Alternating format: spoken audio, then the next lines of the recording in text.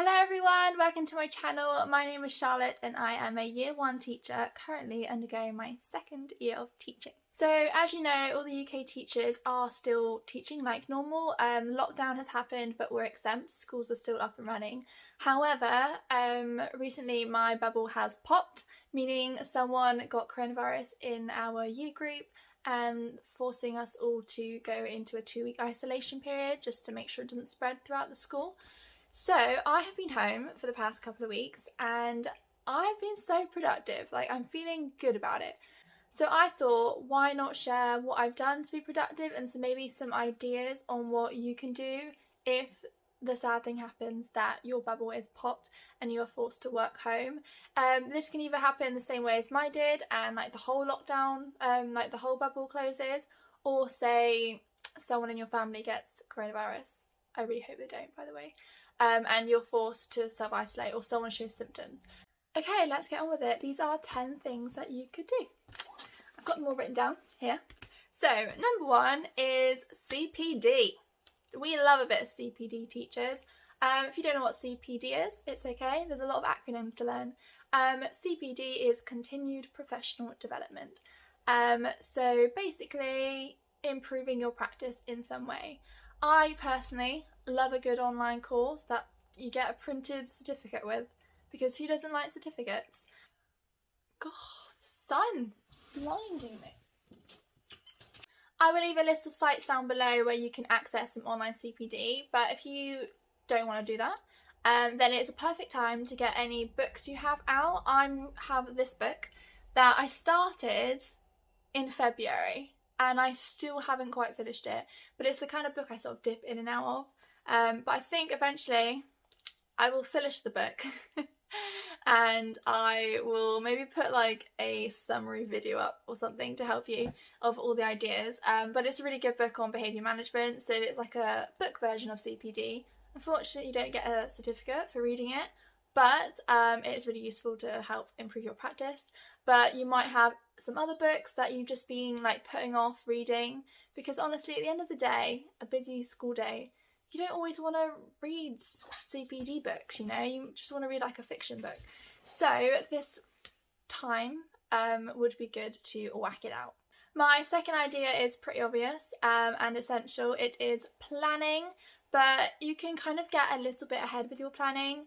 I'm not suggesting you just plan the rest of the week's worth of like maths and English lessons, because when the children come back you don't know what level they're coming back at and you may need to have like recap lessons or go at a slower pace. But what I have done is plan the week that they come back, even if it was like a few weeks later, because I don't know how all of the class are going to react to our home learning. We did a lot of recap lessons rather than introducing new skills. So I planned for the new skills when we came back. I didn't plan the week after for that very reason that I just said, but you could also use this time to do some maybe foundation subjects, like some medium-term plans. If you've done this term, then maybe just start the next term, like if you're that bored and you need stuff to do. My third idea is to call your class.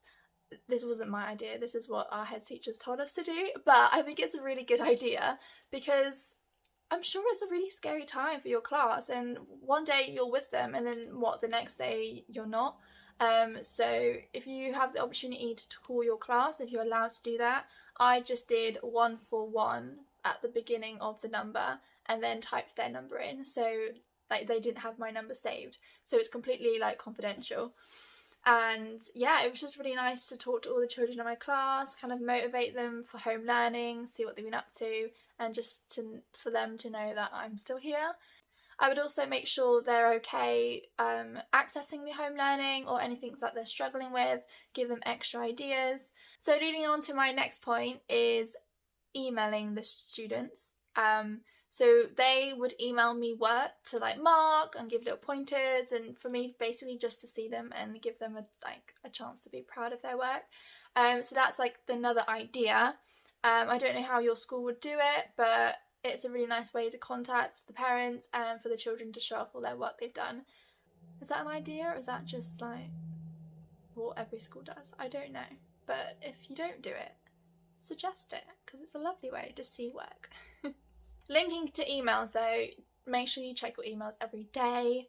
To stay in the loop of school. I got quite a lot of like emails from admin and different teachers for different like subject leadership, so I had extra little things to do. So yeah, just don't turn off your emails, just keep up. I used to check them like morning, around like lunchtime, and then like just before I would stop working, so like 3 times a day. And I would do my normal email and reply to like teacher things, and then I have a class email that I would respond to work. Number 5 is to work on your subject leadership. NQTs, if you don't have a subject leadership, which you probably shouldn't have, then don't worry about this point. Just work on your NQT folder and evidence and everything, and just basically getting ready to go back and having some time to prepare. But if you do have a subject leadership, I do modern foreign languages and eco lead. So I have been using this time to search for like competitions, funding, different resources that any year group could use. And also I have this big like document project I've got to do. I think it's top secret, I can't tell you. But I have a big task, which is one of my like language targets to do, and it's quite a big job to do, so I've been taking time to finish that off. You might also have like an action plan that you need to finish off and work on those actions, so just really use that time to absorb yourself in your language. No, not your language, in your subject leadership. My bad.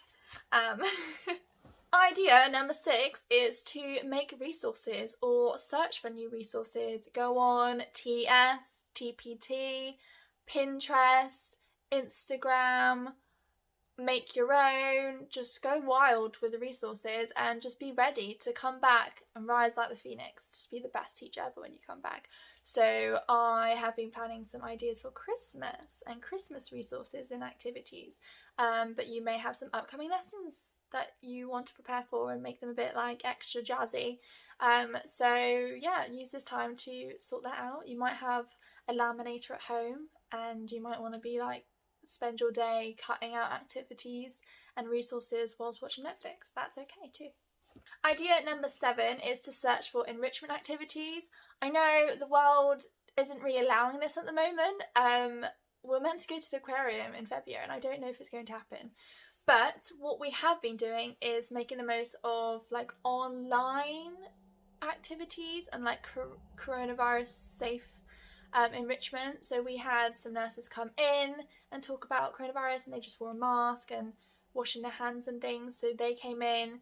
I know a lot of places are doing like webinars or like Zooming classes. We are also watching a pantomime, like a live stream pantomime. So all these different activities you can search for and find enrichment activities from the safety of your classroom, most likely. But it'll just be a really good way to make it a bit more exciting when the children come back after the isolation period, or when you come back after the isolation period. Either.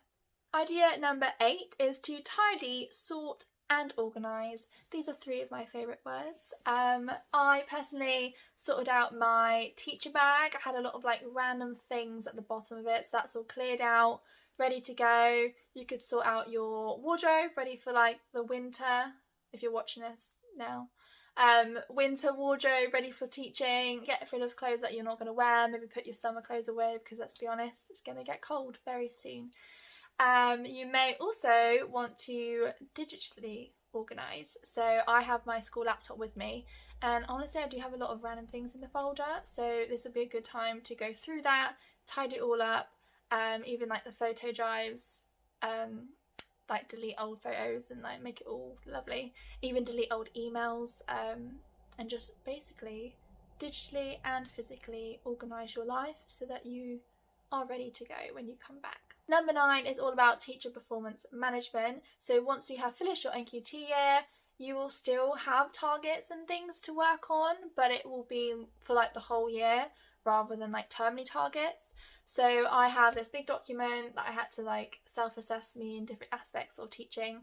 Every like full term I've got to do that, and each term I write what I'm doing to work on my targets, and then I evaluate them at the end of the term. So that's kind of like a job that takes a little bit of time, so I use this time to get a lot of that done. So you might want to do the same, whatever system your school uses, or if you are an NQT, then work on your NQT folder, getting all your evidence together, organising it into like dividers and things. If you want some inspiration on how to do that, I will link down below my NQT folder flip through, so you can see how I organise it and what evidence I use, so that might help you. My last one, number 10, is to relax. I'm not saying take a couple of weeks off and just binge out on Netflix. Okay, I'm not saying that.